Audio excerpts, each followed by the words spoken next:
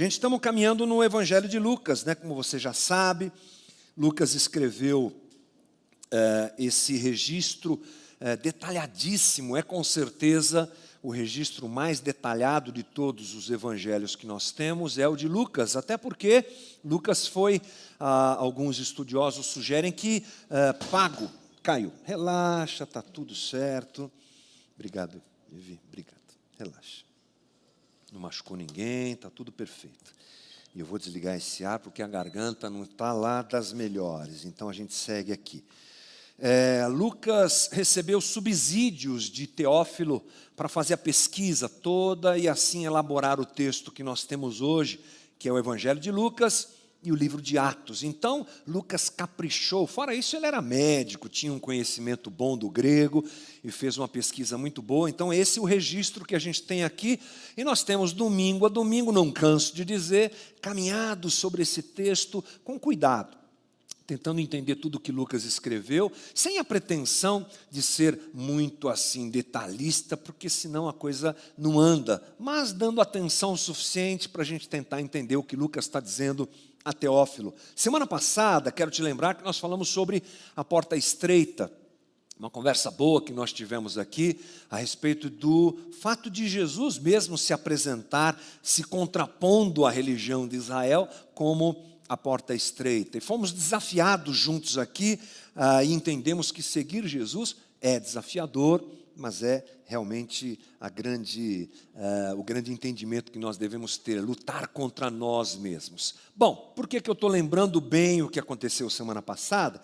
Porque agora nós estamos em Lucas capítulo 13, versículo 31, e o texto ele começa já dizendo assim, naquela mesma hora. Então é importante a gente saber o que a gente leu semana passada, porque esses acontecimentos aqui são juntos, acontecem juntos, concomitantes àquilo que a gente leu semana passada. Vamos lá, gente. Lucas 13, 31 diz assim: naquela mesma hora, alguns fariseus vieram para dizer a Jesus: vá embora daqui, porque Herodes quer matá-lo. Ele, porém, lhes respondeu: vão e digam a essa raposa que hoje e amanhã expulso demônios e curo doentes. No terceiro dia terminarei. Porém, preciso caminhar hoje, amanhã e depois, porque não se espera que um profeta morra fora de Jerusalém. Vamos nos lembrar um pouquinho antes o que está acontecendo aqui. Jesus vem do norte de Israel, na parte da Galileia, está descendo para Jerusalém, onde ele viverá a sua paixão. Aliás, semana que vem é Páscoa, né? A gente vai falar sobre isso, com certeza. Então, Jesus está se encaminhando para a Páscoa, para a sua morte, melhor dizendo. Nesse momento, ele está num lugar chamado Pérea, o sul de Pérea, uma região que é dominada por Herodes Antipas. Guarda essas informações que elas vão fazer parte desse quebra-cabeça que a gente está montando hoje aqui, juntos para entender o que está acontecendo. Foi nessa região, por exemplo, que João Batista foi morto, na casa de Herodes ali em Macaira. Mas Jesus andando por ali, falando com os seus discípulos, essa coisa toda está acontecendo, e de repente chega um grupo de fariseus, a gente não tem muitas informações aqui quantos eram, mas eles chegam todos solícitos, é o que dá a entender no texto, para avisar para Jesus: fique esperto, porque Herodes quer te matar. Numa primeira leitura, desapercebida, assim, descuidada, a gente até ganha uma simpatia com esses fariseus. Nossa, que galera boazinha, que galera preocupada com Jesus, mas não é bem assim que a gente deve ler esse texto. Há muitos interesses aqui acontecendo. Jesus, ele incomoda muito, gente. Jesus incomoda demais a estrutura política e a estrutura religiosa de Israel. Ele surge do nada, ganha adeptos, e o seu discurso é o que a gente chama de um discurso de um contraventor. Ele não é muito bem visto por todas aquelas forças que dominam aquela região, tanto política quanto religiosamente. Então, tudo o que acontece, a gente tem que colocar esse óculos para ler. Para a gente entender melhor, vamos nos lembrar quem são os fariseus. A gente está sempre falando aqui dos fariseus. Aliás, às vezes quando você não quer agradar muito o irmão, você chama ele de fariseu, né? Então vamos lembrar o que é um fariseu. Bom, eu vou recorrer aqui a algumas informações extra-bíblia. É importante, a gente tem acesso a informações de um homem chamado Flávio Joséfo. Flávio Joséfo era um cidadão romano, um historiador. E é bem legal você conhecer os registros de Flávio Joséfo, porque eles complementam a história bíblica com um viés fora da história bíblica, né? É alguém que registrou as coisas lá em Israel, na época de Jesus, de uma maneira interessante. Então ele diz, só para constar, ele viveu entre 37 e 100 depois de Cristo. Bom, o tal do Flávio Joséfo, ele apresenta os fariseus como uma das 3 principais seitas do judaísmo. O judaísmo na época de Jesus não era homogêneo, ele tinha frentes e opções. Então você tinha, por exemplo, os saduceus, os fariseus e os essênios. Cada uma dessas seitas, as mais representativas eram essas, tinham características diferentes. Algumas, como os essênios, acreditavam na separação, eles ficavam no deserto. Os fariseus eram conhecidos pela busca da perfeição no cumprimento da lei. Mas isso é importante só para a gente entender que era uma coxa de retalhos. O judaísmo naquela época era meio bagunçado, e os fariseus estavam nesse bololô, fazendo a sua parte, tentando cumprir a lei da forma mais rígida possível. Eles quem os fariseus, sempre tiveram um link com o poder. Nesse momento histórico, eles estavam meio enfraquecidos. Mas essa coisa de religião e política, a gente conhece bem, a gente sabe como é que funciona. Eles, por exemplo, chegaram ao poder na época de João Hircário, entre 135 e 100 a.C., foi quando os fariseus entraram dentro dessa história, desse regime político e ganharam muita influência lá dentro. Eles não estavam muito bem na época de Herodes, como eu já disse, mas ainda tinham uma certa influência. E Joséfo registra que existiam cerca de 6.000 fariseus nessa época. Então é assim que a gente enxerga esse grupo, os fariseus, guardadores da lei, tinham uma certa influência política não tão grande, mas estavam lá trabalhando pelo poder e tentando ocupar esse espaço, e eles representam justamente essa religião que flerta com a política, que flerta com o poder. Muito bem. A outra informação que a gente tem no texto de Lucas é que Herodes quer matar Jesus. Quem é esse rapaz, esse cara chamado Herodes? Olha, esse Herodes aí é o Herodes tetrarca. Mas para a gente entender quem é o Herodes tetrarca, a gente precisa se lembrar que Herodes não é o nome dele. Herodes é o nome da família. Às vezes você está lendo ali os evangelhos e aparece Herodes, às vezes é o Herodes pai, ou às vezes é o Herodes filho, é meio complexo isso daí, porque esse era o título que a família usava. Para falar do Herodes filho, vou lembrar para você quem é o Herodes pai. Ele é chamado de Herodes o Grande. Ele conquista muito espaço dentro do Império Romano por sua crueldade. O cara não era gente muito boa, tipo assim, ele mandou matar a mulher e os filhos, só para você saber quem era o rapaz, né?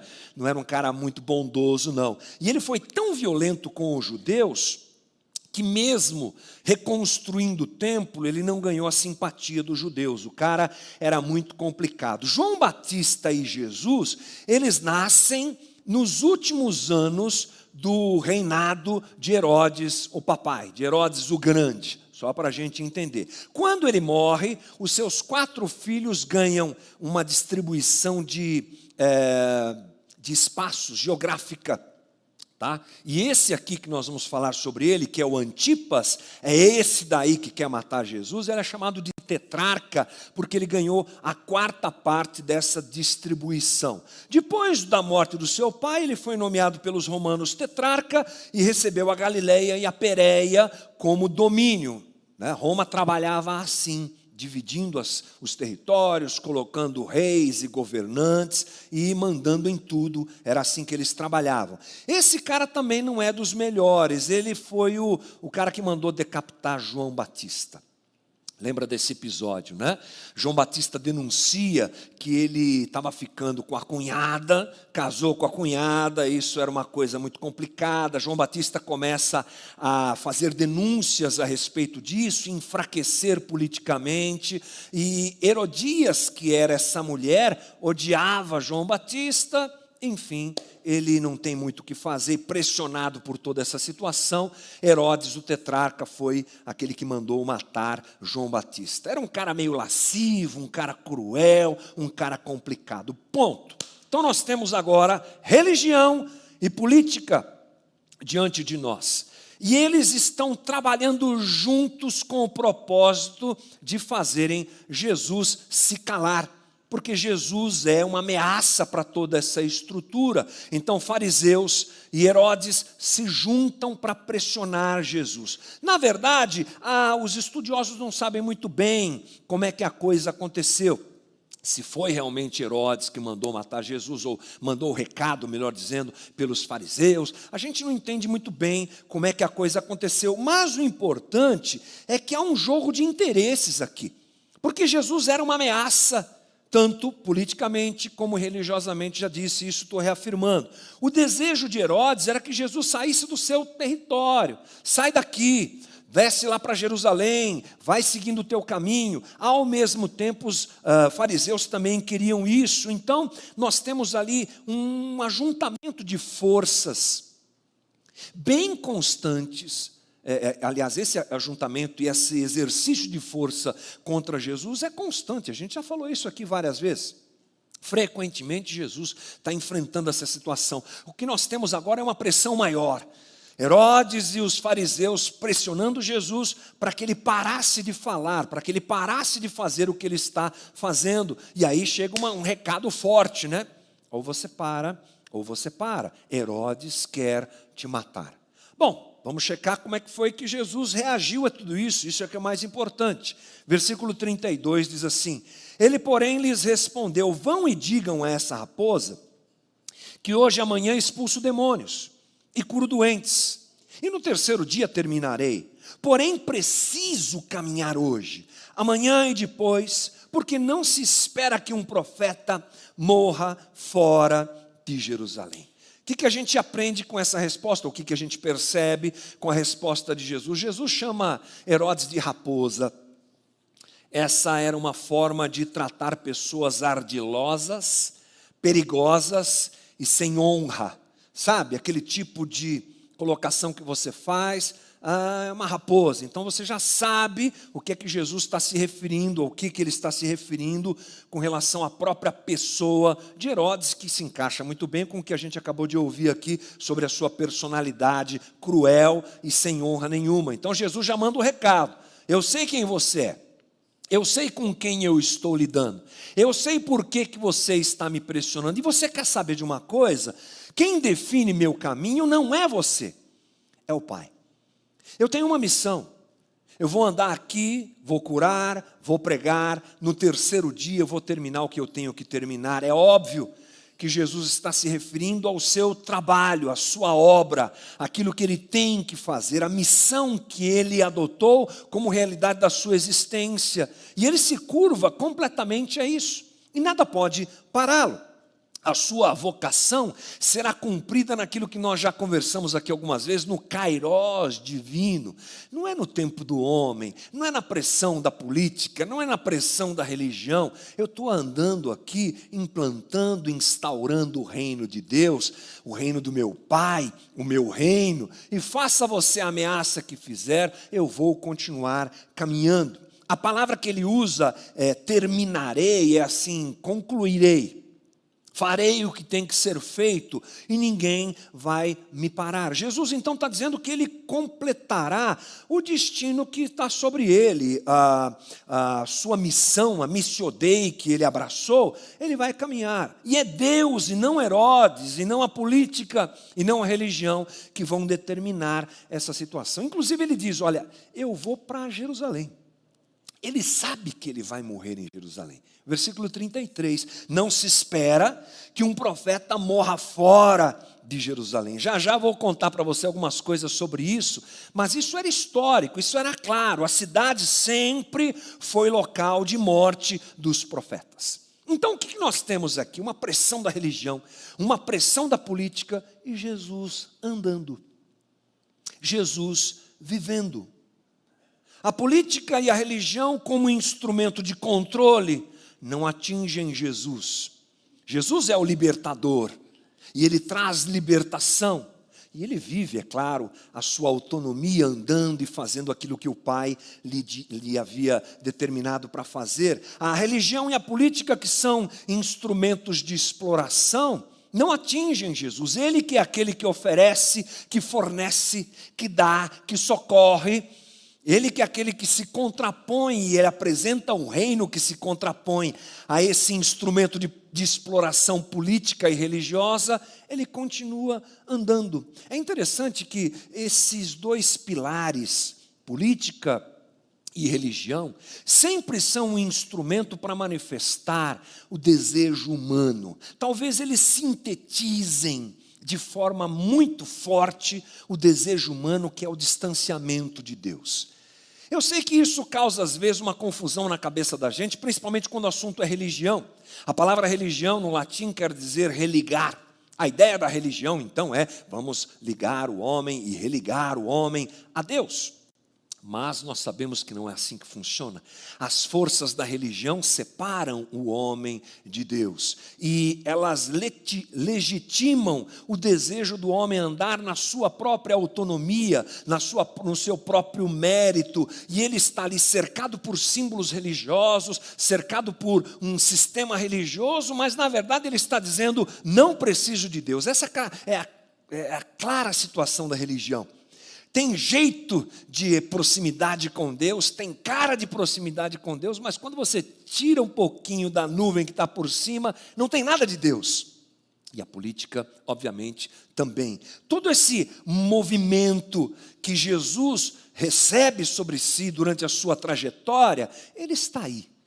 Ele está entre nós, ele nos atinge, ele faz parte da existência humana.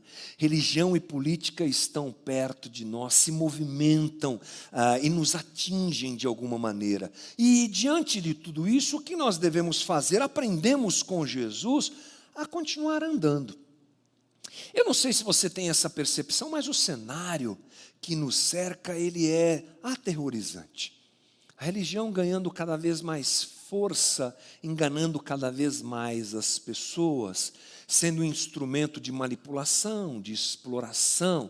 É cansativo ver isso, é cansativo falar sobre isso. Às vezes é cansativo para a gente subir aqui em cima todo domingo e chamar a tua atenção a respeito disso. Mas, por favor, irmão, faça um bem a você mesmo e comece a perceber o mundo que está ao teu redor.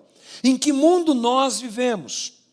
Um mundo de duas forças muito realmente expressivas, a religião e a força da política, sempre sendo usadas para fazerem o que queriam fazer com Jesus, controlar, vencer aqueles que as ameaçam, manter domínio, pressão, e a gente é vítima disso também.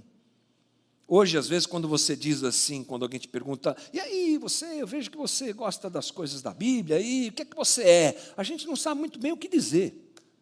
Porque se a gente disser, eu sou evangélico, já vem um perfil, né, gente?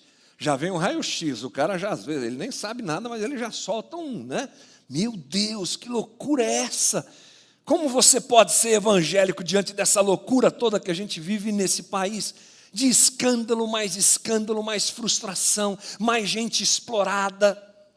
É isso que a gente vive.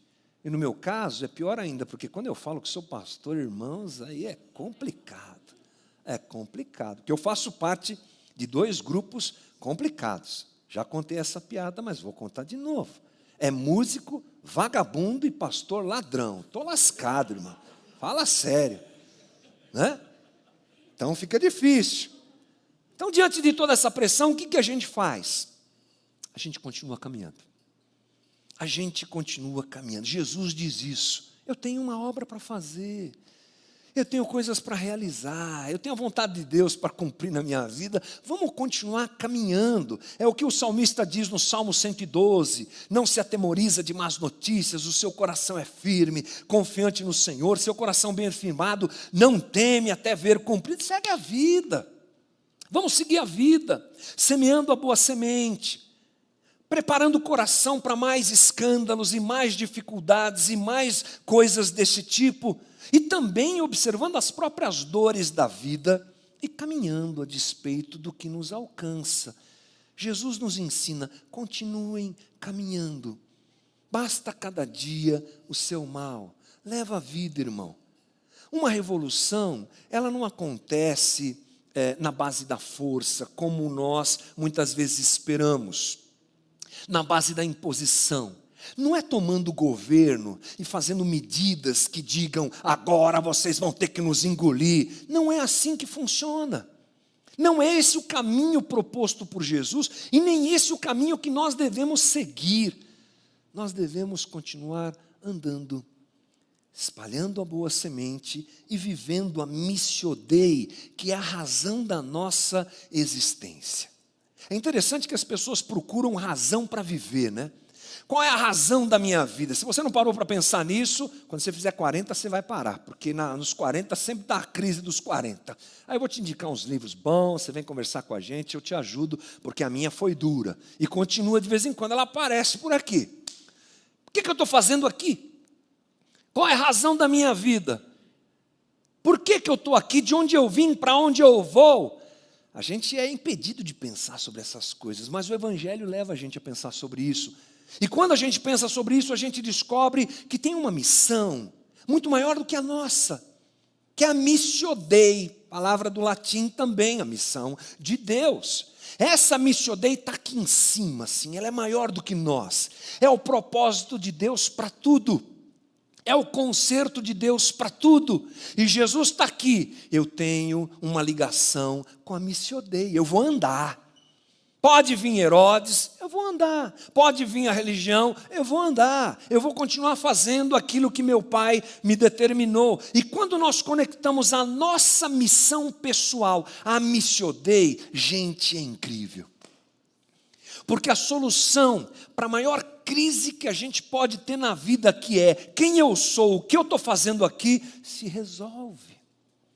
E a gente se descobre participante de um plano muito maior do que o nosso e que nós fomos convidados para participar disso. A vida ganha sentido.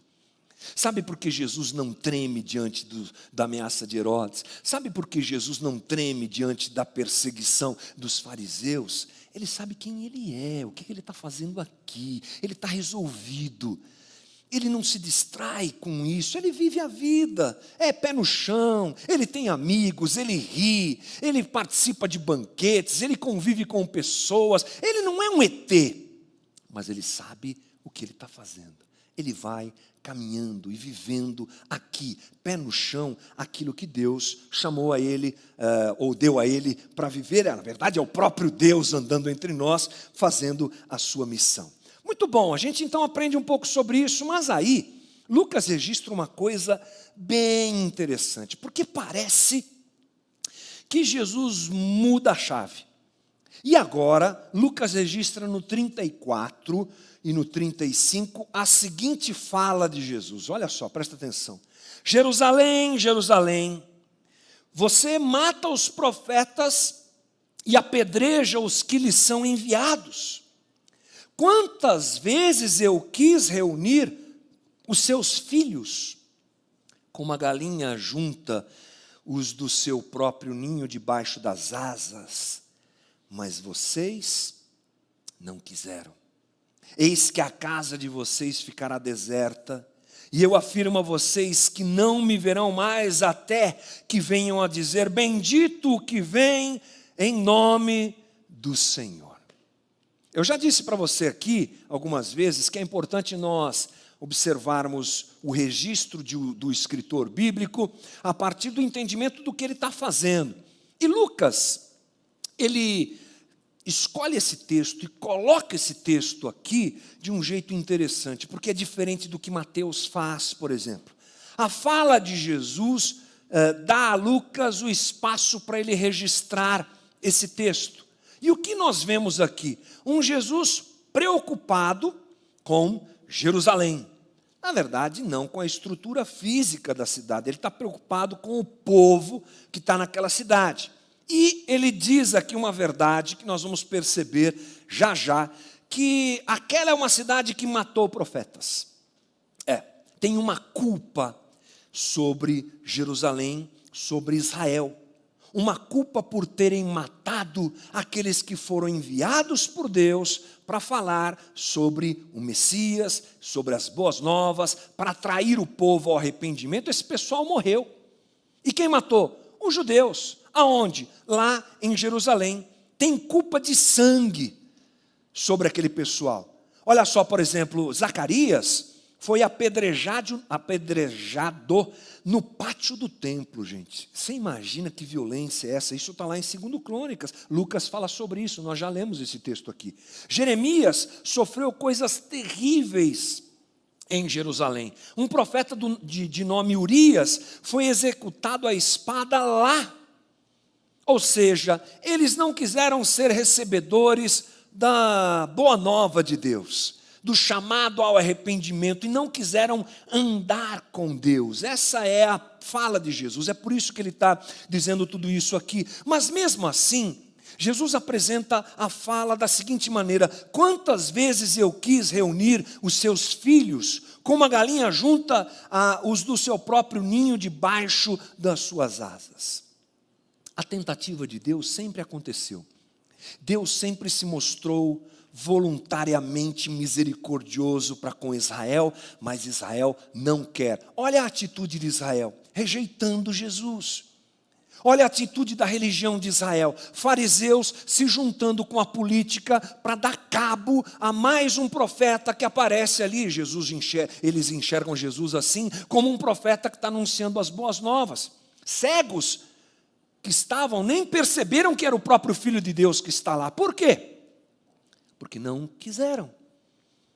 O Filho de Deus muitas vezes quis reunir esse povo debaixo das suas asas como uma galinha, mas eles não quiseram. E Jesus cita o Salmo 57, versículo 1. Tem misericórdia de mim, ó Deus, tem misericórdia, pois em ti a minha alma se refugia, à sombra das suas asas me abrigo, até que passem as calamidades. Gente, eu não sei se você enxerga assim, mas tem uma ternura de Jesus aqui.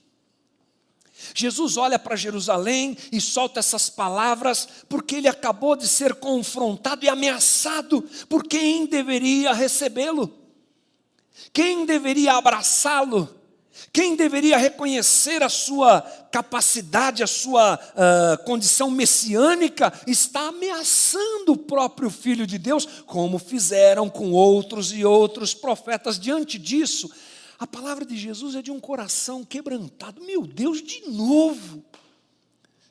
Vocês já mataram esse, já mataram aquele, já violentaram outro, já espancaram outro. Todos que vieram antes de mim foram tratados por vocês assim, e vocês vão fazer isso de novo. Porque Jesus sabe que eles farão assim de novo. Mas na palavra de Jesus tem uma misericórdia muito forte.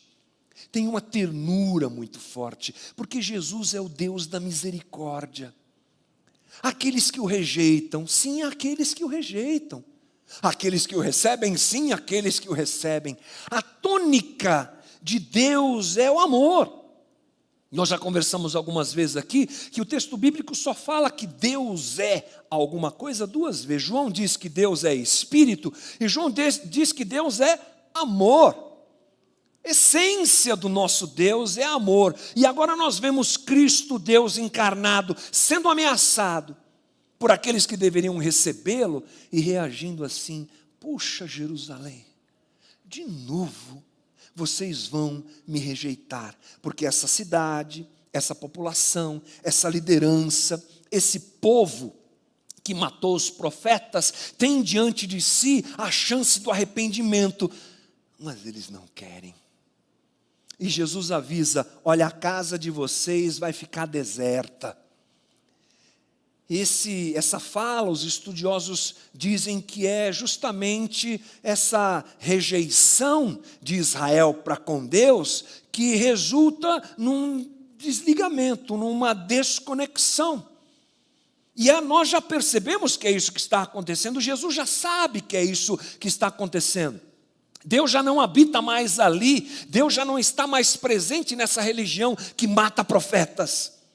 Mas Jesus está lá, apresentando misericórdia e dizendo: vocês precisam se arrepender. Vamos nos lembrar que esse chamado ao arrependimento, à mudança, é a tônica da história da relação de Israel com Deus, da própria relação do homem com Deus. Essa tônica de misericórdia e cuidado está presente na maneira como Deus se relaciona com o homem. Deus convida o homem a uma relação. Nós é que temos a mania de achar que religião tem a ver com imposição, que religião tem a ver com moralidade. E a gente já ouviu muitas vezes as pessoas dizerem assim: você não vai fazer tal coisa. Não, eu não posso porque a minha religião não permite. Essa é a tônica que a gente abraçou. Mas isso está errado, gente, não é essa a ideia. A ideia é relação, anda comigo, viva comigo. Esse é o convite de Jesus, esse é o convite de Deus. Vamos nos lembrar que tudo começa assim. Vamos lá no Gênesis, rapidamente. Gênesis 2,16.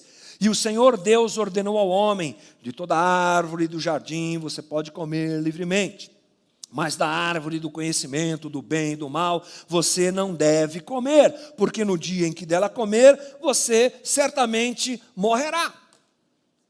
Tá vendo? Esse Deus é o Deus do não pode. Não, é o Deus do pode. É o Deus do pode. Come tudo aí, irmão. Tem jambo, tem manga, tem banana da terra, tem jabuticaba aqui no Éden. Já pensou, gente? A jabuticaba do Éden devia ser assim imensa, né? Uma coisa maravilhosa. Come tudo, mas você me ama, porque a relação de Deus com o homem é assim. Você me ama, você entendeu que a gente tem uma relação bacana aqui de amor? Então, essa daqui você não toca, tá bom? Mas a escolha é sua. Até isso é amoroso da parte de Deus, que não cria robozinhos. Os calvinistas vão me crucificar depois, mas deixa para lá, deixa para lá. Não coloca uma chavezinha, não coloca uma pilhazinha e diz: faça assim, faça assado, você tem que me obedecer. Não, é relação. Mas o homem, incrível, ele rompe isso. Mas Deus é persistente no seu amor. Isso é incrível, né, gente? Deus é persistente no seu amor, e a gente não tem tempo, é óbvio, mas faz um exercício de ler o texto bíblico assim um pouquinho mais distante, e você vai encontrar amor, graça, misericórdia, o homem mandando banana para Deus, o homem não querendo nada com Deus, o homem falando mal de Deus, o homem idólatra, o homem promíscuo, o homem que está sempre comendo da árvore que não pode, que não deve, e Deus insistindo. A história de Israel é essa. Ler o Antigo Testamento a partir dessa ótica é incrível. Sabe o que você vai encontrar lá? Misericórdia e amor sobrando, tipo uma fonte que transborda, sabe? É amor, é misericórdia, é graça. Há um povo que não quer, há um povo que mata profeta, há um povo que diz não a Deus. Mas está lá Deus, persistente. Vamos lá para Deuteronômio 4:1. Agora, pois, ó Israel, ouça os estatutos e os juízos que eu lhes ensino, para que vocês os cumpram, para que vivam. Entrem, tomem posse da terra que o Senhor, o Deus de seus pais, está dando a vocês. Vocês estão entendendo, povo de Israel? É meu amor manifesto a vocês. Eu tenho um projeto. De vocês vai nascer o Messias. De vocês vai nascer o Salvador. Por enquanto vamos andando e vai aí sinalizando o meu reino às outras das nações, mas me obedeçam em amor, porque é o melhor para vocês. As palavras de Jesus, elas são cheias desse sentimento misericordioso, de alguém que olha e fala assim: por que vocês escolheram o caminho errado? Quem é pai e mãe aqui já viveu isso. A maternidade, a paternidade colocam em nós uma experiência próxima dessa realidade aqui. Porque a gente ama a ponto de dar a vida, né? Fala sério. Se você é um pai e uma mãe normal, é assim que funciona. Né? Tem uns que não, ok, faz parte desse mundo caído.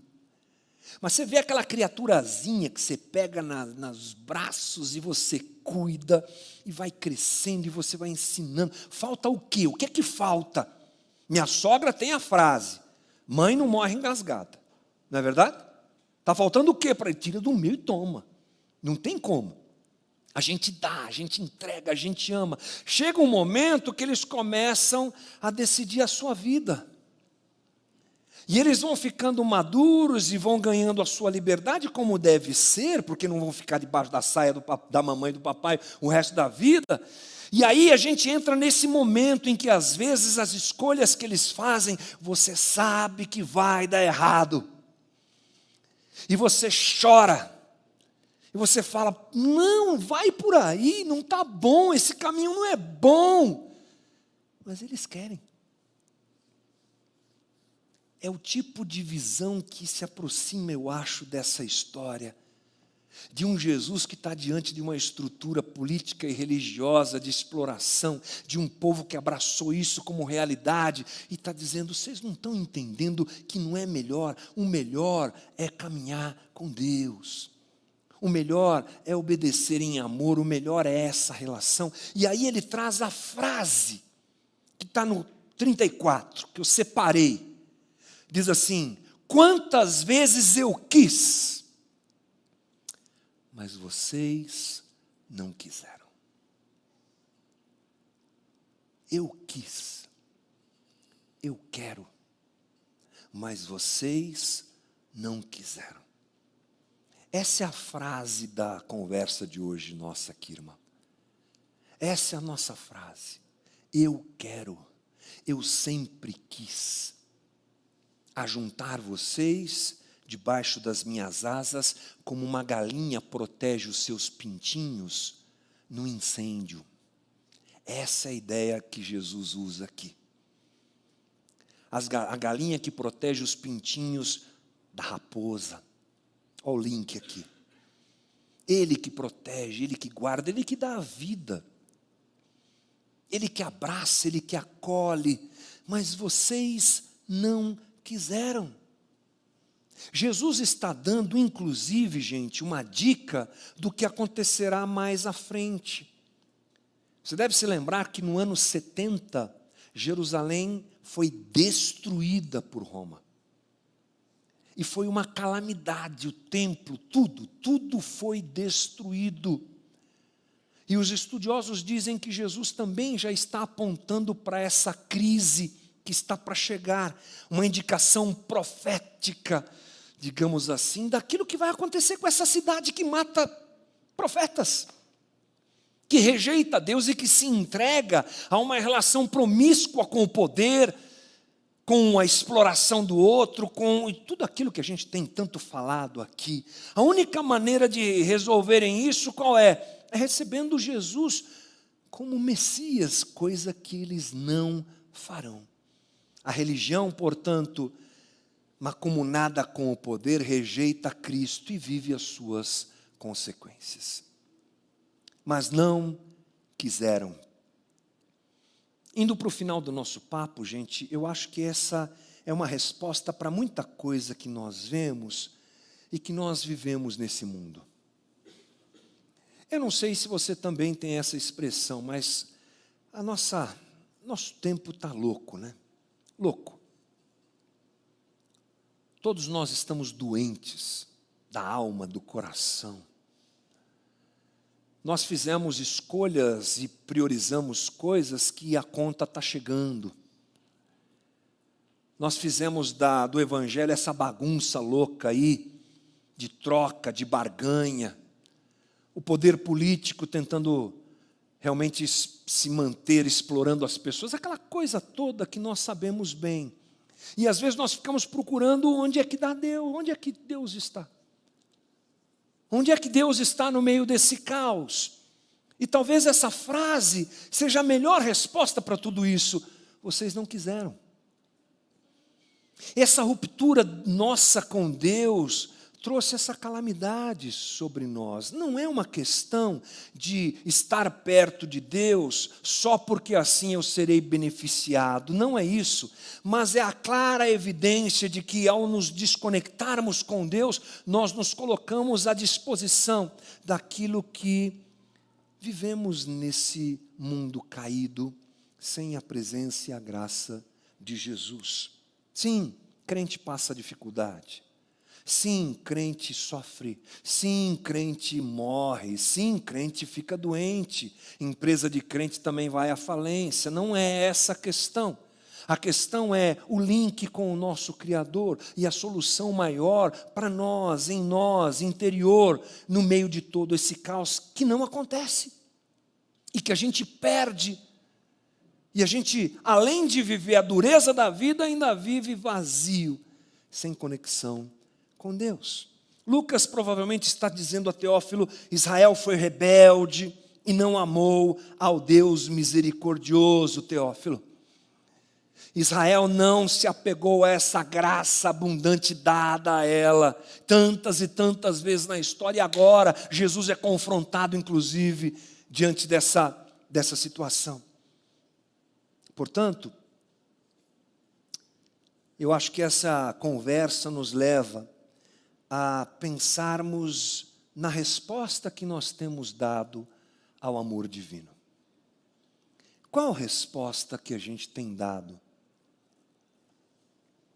A graça e a misericórdia é o convite de Jesus de andarmos com Ele. Até quando nós vamos nos dividir? Até quando o nosso coração não estará colocado diante de Deus e da sua graça e do seu cuidado? Porque Ele sempre quis. Quem não quis, fomos nós. Quem não quer, frequentemente, somos nós. E o amor divino diante de nós deve nos constranger. É o melhor. Melhor para a minha vida e melhor para a tua vida, irmão. Portanto, eu acho que a gente aprende aqui a continuar caminhando diante dessa pressão religiosa e política que Jesus sofreu e que eventualmente nos atinge, com o coração arrependido, entregue a essa graça salvadora de Jesus, vivendo comunitariamente arrependidos e transformados por Jesus, para não sermos aqueles que o rejeitam. Não sejamos aqueles que o rejeitam. Há diante de nós a graça do Senhor, a possibilidade de dizermos: Jesus é o Messias, coisa que Israel não fez, mas que hoje nós podemos fazer. É uma conversa dura em muitos aspectos, sim. Queria estar mais animado aqui como eu estava semana passada, mas hoje não deu. Porque é uma conversa mais reflexiva, que coloca a gente diante dessa realidade. Não esqueça, irmão, que a conversa, ela sempre nos mostra o perigo da religião. O perigo de você aparentemente estar conectado com Deus, mas realmente não estar.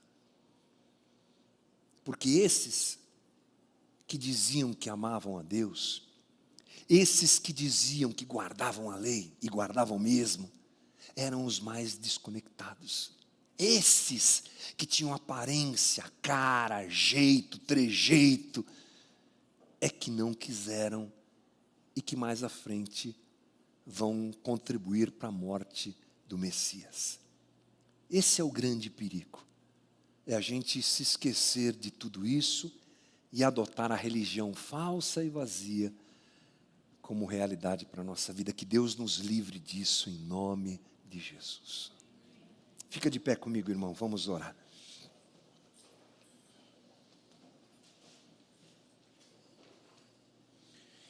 Senhor Jesus, nós estamos aqui constrangidos nessa manhã, pela Tua palavra que encontra lugar no nosso coração. Constrangidos, não por qualquer ameaça ou por qualquer situação do tipo, mas constrangidos pela Tua graça e amor. constrangidos porque o Senhor é aquele que disse aqui: eu quis e eu quero te receber. Como uma galinha acolhe os seus pintinhos, eu quero fazer a mesma coisa com vocês. E a gente se vê diante de um amor que é surreal, Senhor, que é inimaginável, que nós muitas vezes não sabemos dimensionar, e que bom. Amor além do que nós merecemos, amor além do que nós podemos perceber e entender. Esse é o teu amor. Ajuda-nos, Jesus, socorre-nos, para que a gente não rejeite esse amor, para que a gente não viva uma religião fake, vazia, mentirosa, para que a gente não viva a mentira da religião que na verdade te quer longe, te quer distante, que como aquele dia te ameaçou, te mandou embora. Não, que não seja assim nosso coração, que seja o coração de discípulos que te amam, que se curvam diante do Senhor, que sejamos não aqueles que te rejeitam e te mandam embora, Jesus, mas os que te recebem, os que te recebem em alegria, os que se convertem dia a dia para se parecerem mais contigo, Jesus. Que sejamos os de coração lapidado à tua direção e à tua vontade, que sejamos gente transformada, em processo constante e contínuo de transformação. Quebranta-nos, Jesus. A gente quer ser acolhido debaixo das tuas asas, sim. A gente quer ser acolhido como o salmista falou. E a gente quer caminhar debaixo dessa graça misericordiosa. Trata o nosso coração duro, Jesus. Tira da frente da gente a religião, nos dá graça para andarmos o Evangelho dia a dia. E nos ajuda na comunidade, nos ajuda na nossa vida pessoal, nos dá graça, Jesus. Obrigado por esse momento dessa manhã, que esse constrangimento todo se perpetue na semana, que esse constrangimento gostoso de quem está diante de um amor genuíno e perfeito, alcance a gente agora, nesse resto de domingo e durante a semana toda, fazendo a gente pensar se a gente não tem dito que não te quer, fazendo a gente jogar fora toda a rejeição à tua vontade, o teu desejo, e a uma caminhada saudável contigo. Nos ajuda para não sermos aqueles que não querem. Nós queremos, Jesus. Nós queremos. Diferente da religião morta e fake, nos ajuda para querermos. E esse é o nosso coração, nós queremos. Obrigado por essa manhã, obrigado por mais uma conversa, obrigado por mais uma reunião, obrigado por mais um encontro, obrigado por cada voluntário, obrigado por cada um que está aqui. Dá-nos um tempo gostoso nesse domingo e uma ótima semana. É a minha oração junto com os meus irmãos, nessa boa manhã que o Senhor nos dá, em nome de Jesus. Amém, amém. Deus te abençoe, meu irmão. Deus te abençoe. Bom domingo.